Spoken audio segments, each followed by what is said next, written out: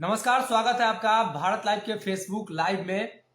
और अभी अभी चुनाव आयोग के द्वारा जो प्रेस कॉन्फ्रेंस का आयोजन किया जाना था, चुनाव आयोग के द्वारा 5 राज्यों में चुनाव को लेकर तारीखों का ऐलान हो गया है।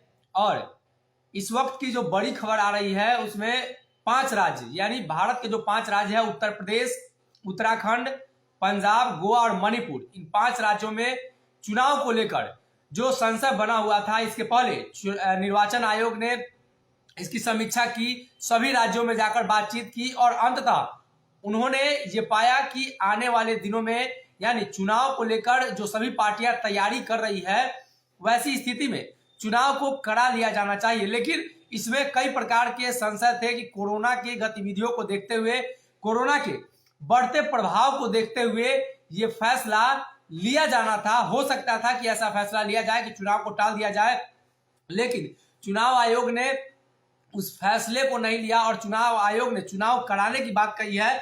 चुनाव आयोग ने आज 5 राज्यों में विधानसभा चुनाव के तारीखों का ऐलान कर दिया है। उत्तर प्रदेश, उत्तराखंड, पंजाब, गोवा और मणिपुर में 7 चरणों में चुनाव होंगे और शुरुआत 10 फरवरी को उत्तर प्रदेश से होगी। जहां एक तरफ उत्तर प्रदेश चुनाव को लेकर लगातार सभी पार्टियां प्रचार कर रही है, वहीं पिछले दिनों पंजाब में प्रधानमंत्री मोदी गए थे चुनाव प्रचार करने और ये मामला काफी विवादित रहा। प्रधानमंत्री मोदी के काफिले में उनकी सुरक्षा में चूक की बातें लगातार निकलकर सामने आई, जिसको लेकर अब कांग्रेस और भाजपा आमने सामने आए। हालांकि देखा जाए तो कांग्रेस देश के गिने चुने राज्यों में अकेले सरकार में है और भाजपा भी कई राज्यों से साफ हो चुकी है। अगर हम बात राजस्थान की करें, छत्तीसगढ़ की करें, महाराष्ट्र करें, इन तमाम राज्यों में भाजपा साफ हो गई है, भाजपा की सरकार नहीं है। वही मध्य प्रदेश में उनकी सरकार बनी।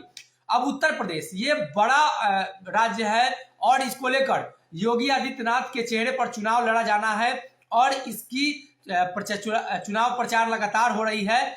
खास तौर पे तब जब बिहार के भी कई गठबंधन दल के जो पार्टियां हैं वो वहां चुनाव लड़ना चाहती है। साथ ही आपको बता देते हैं चुनाव आयोग ने कोरोना के बीच इन 5 राज्यों में चुनाव की घोषणा की है, तो उसमें प्रोटोकॉल का पालन किया जाएगा, ये बातें कही गई है। और जो लोग प्रोटोकॉल का पालन नहीं करेंगे उन पर गाज गिरेगी। साथ ही साथ उन्होंने 15 जनवरी तक किसी भी तरह के रोड शो, रैली, पद यात्रा, साइकिल, स्कूटर रैली की इजाजत नहीं होगी। ये तमाम बातें चुनाव आयोग के द्वारा कही गई है। हाँ, वर्चुअली रूप से चुनाव प्रचार की इजाजत है। जीत के बाद किसी तरह की जुलूस की व्यवस्था नहीं की जाएगी, किसी भी तरह के जुलूस नहीं निकाले जाएंगे। मुख्य चुनाव आयुक्त सुनील चंद्रा ने कहा है कि देश के 5 राज्यों के 690 विधानसभा में चुनाव कराए जाएंगे। ऐसे में 18.34 करोड़ मतदाता चुनाव में हिस्सा लेंगे। कोरोना के बीच चुनाव को कराए जाने की जो बातें कही जा रही है, कोरोना का प्रोटोकॉल कैसे पालन किया जाएगा, ये तमाम बातें हैं और जिनको लेकर अब चुनाव आयोग ने घोषणा कर दी है। तो पहला चरण 10 फरवरी को उत्तर प्रदेश, दूसरा चरण 14 फरवरी उत्तर प्रदेश, पंजाब, उत्तराखंड, गोवा, यानी दूसरे फेज में, दूसरे चरण में सभी पार्टियां जुड़ेंगी, सभी जो दल हैं और सभी राज्य यानी 5 राज्यों में जिनमें चुनाव है वो सभी राज्य जुड़ेंगे। खासकर तीसरे चरण की बात करें तो फिर से 20 फरवरी को होगी, जिसमें उत्तर प्रदेश, चौथा चरण 23 फरवरी उत्तर प्रदेश, पांचवा चरण 27 फरवरी उत्तर प्रदेश और मणिपुर, छठा चरण 3 मार्च उत्तर प्रदेश और मणिपुर, सातवां चरण 7 मार्च उत्तर प्रदेश। उत्तर प्रदेश में ज्यादा सीट है, इसको लेकर ज्यादा बढ़ाया गया है। चुनाव की जो प्रक्रिया है, चुनाव को कराया जाना है, उसको लेकर कोरोना के बीच चुनाव कराना एक चुनौतीपूर्ण कार्य था और कोविड प्रोटोकॉल का कैसे पालन किया जाए, ये तमाम बातें निकलकर सामने आ रही थी। 16% बूथ बढ़ाए गए हैं, 2.15 लाख लोग ज्यादा पोलिंग स्टेशन पर बने रहेंगे।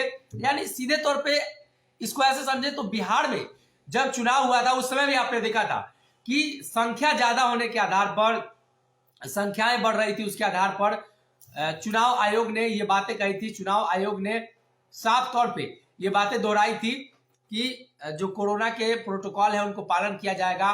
खासकर बूथों की संख्या बढ़ाई जाएगी और बूथों पर लोगों की संख्या बढ़ाई जाएगी, कर्मचारियों की संख्या बढ़ाई जाएगी। तो कर्मचारी की संख्या बढ़ना लाजमी है, क्योंकि कोविड प्रोटोकॉल का पालन होगा तो सैनिटाइज कराने वाले लोग होंगे, ग्लव्स जिनके पास नहीं होगा। ये तमाम बातें लगातार जब निकलकर सामने आ रही है, तो ये भी जो लोग कोरोना वैक्सीनेशन से लैस नहीं है, हो सकता है बूथ पर कोरोना वैक्सीन की भी व्यवस्था की जाए।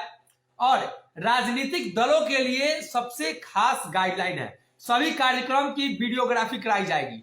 यानी अभी प्रधानमंत्री मोदी के काफिले को लेकर जो खासा विवाद उठा है, उस विवाद के बाद पंजाब सरकार, यूं कहें तो कांग्रेस और भाजपा दोनों आमने सामने। ऐसे में राजनीतिक दलों के पास एक चुनौती है और इस चुनौती से राजनीतिक दल कैसे पार पाएंगे, ये भी बड़ा सवाल है। दलों को अपने उम्मीदवार की आपराधिक रिकॉर्ड की घोषणा करनी होगी, ये चुनाव के दरमियान किया जाता है। उम्मीदवारों को भी आपराधिक इतिहास बताना होगा।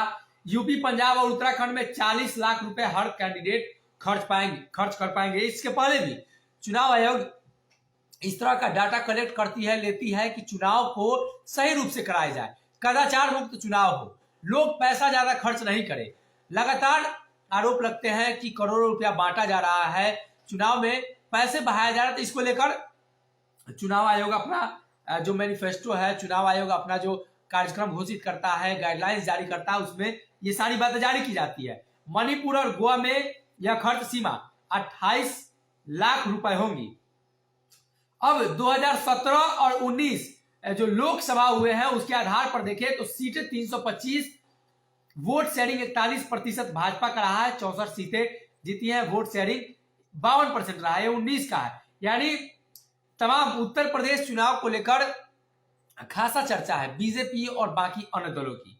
2017 के विधानसभा चुनाव में भाजपा को 325 सीटें मिली थी, वहीं 2019 के लोकसभा चुनाव में सीटों में भाजपा 64 सीटें मिली थी। और लोकसभा और विधानसभा के जो चुनाव है वो काफी अंतर होते हैं, क्योंकि जब लोकसभा का चुनाव होता है तो इस चुनाव में देश के प्रधानमंत्री के लिए लोग वोटिंग करते हैं, लेकिन राज्य का जब चुनाव होता है तो क्षेत्रीय एजेंडे इसमें हावी होते हैं। खासकर क्षेत्रीय एजेंडे इसलिए भी हावी होते हैं कि राज्यों में क्षेत्रीय पार्टियां होती हैं और इन पार्टियों के बदौलत, इन पार्टियों के बाद, इन पार्टियों के द्वारा अपना अपना मैनिफेस्टो दायर किया जाता है, मैनिफेस्टो की घोषणा की जाती है कि ये जो तमाम मैनिफेस्टो हैं उन मैनिफेस्टो के द्वारा ये बातें कही जाएंगी। अब चुनाव आयोग ने जब घोषणा कर दी है तो आने वाले दिनों में चुनाव को कैसे कराया जाएगा, कदाचार मुक्त कैसे चुनाव कराया जाए, 7 चरणों में चुनाव कराया जाना है। उत्तर प्रदेश से चुनाव अभियान की शुरुआत होगी। 15 तारीख तक जो गाइडलाइन जारी किया गया उसमें अंतिम दिन होगा, उसके बाद चुनाव प्रचार नहीं कर सकते हैं और उसमें भी वर्चुअली रूप से चुनाव प्रचार कर सकते हैं। इसमें उन पार्टियों को ज्यादा फायदा होगा जो वर्चुअली रूप से अपने पार्टी का कैंपेनिंग काफी लंबे समय से करते आ रहे हो, चाहे जो भी पार्टियां हो। अब एक तरफ जहां योगी आदित्यनाथ के चेहरे पर चुनाव लड़ा जा रहा है, वहीं अखिलेश यादव है, मायावती है, बिहार के गठबंधन के जो दल है मुकेश सहनी वो भी वहां शामिल हो रहे हैं। ये तमाम बातें हैं। अब तो गठबंधन का जो प्रारूप है खासकर एनडीए का वो साफ नहीं हो पाया है और ये कब साफ होगा ये भी बातें निकलकर नहीं सामने आ रही है। हालांकि एनडीए गठबंधन में ये बातें कही जा चुकी हैं कि बाकी कोई दल हमारे साथ नहीं है। मुकेश सहनी का कहना है कि हम अभी भी चुनाव लड़ेंगे। बिहार के भी कई दल सक्रिय रूप से चुनाव लड़ना चाहते हैं। खासकर जदयू की बात करें, जदयू के कई नेताओं को जिम्मेदारी दी गई थी जिसमें आरसीपी सिंह, केसी त्यागी थे और सीट शेयरिंग का फॉर्मूला तय करना था। ये शेयरिंग का फॉर्मूला तय हो पाया या नहीं तय हो पाया, ये भी एक बड़ा सवाल है।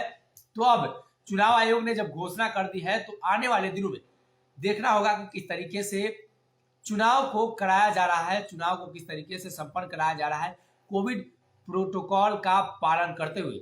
फिलहाल इस फेसबुक लाइव में इतना ही। अगर आपके पास कोई सवाल है तो आप सवाल हमारे कमेंट बॉक्स में डाल सकते हैं, हम उनका जवाब देने की कोशिश करेंगे। अगर ये वीडियो पसंद आई और वह बिहार के राजनीति और बिहारियत से सरोकार रखेनी तो सब्सक्राइब बटन दबा के चैनल के सब्सक्राइब कर ली। ओजे एगो घंटी बा, ओकरा बटन दबा देला से कुल सटीक और मारक खबर रुआ मुफ्त में मिल जाई। अगर रउआ पत्रकारिता के हमनी के नया प्रयोग में सहयोग कर चाहतनी तो ज्वाइन बटन दबा दी। पेटीएम नंबर नोट कर ली 9386816700। धन्यवाद।